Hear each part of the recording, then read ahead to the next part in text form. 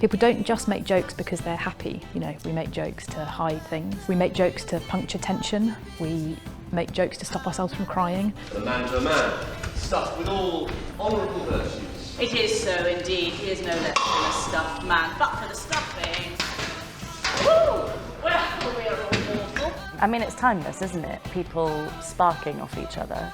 You know, there's pleasure. They take pleasure out of winding each other up and the one-upmanship that they have. And I think we all, as a company, want to really interrogate the truth of that, find where that humour comes from. It's a comedy because it's about love.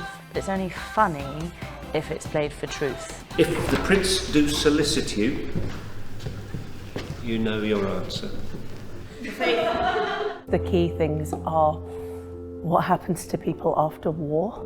How broken they are by what they've seen. Particularly Claudio, he feels very, very reactive, quite volatile. And the nature of kind of shame, I think. Masking, covering up is a huge part of it. And covering something perhaps kind of a bit gnarly and uncomfortable. I will live a bachelor. I will see thee ere I die, not pale with love. With anger, with sickness, or with hunger, my lord, not with love. This production is set now. I think it's really important that we, as a modern audience, feel what Shakespeare intended us to feel. The shaming of hero, you know, back then, this kind of idea that sex before marriage is absolutely forbidden, doesn't really translate to 2019. We're not going to feel the pain and shame that Shakespeare intends that moment to carry. So thinking about, you know, a young woman being the victim of a social media prank, effectively. In a kind of 21st century Twitter, Snapchat, Facebook, social media culture. At its most graphic and most destructive.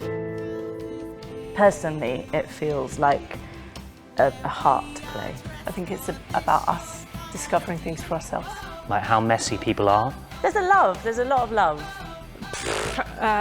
What messes people can get each other into. Dangerous and confusing. Like how messy those messes then become. And like how much of a mess sorting out those messes are.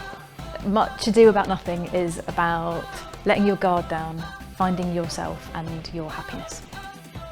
Our graves that hide us from the searching sun are like drawn curtains when the play is done.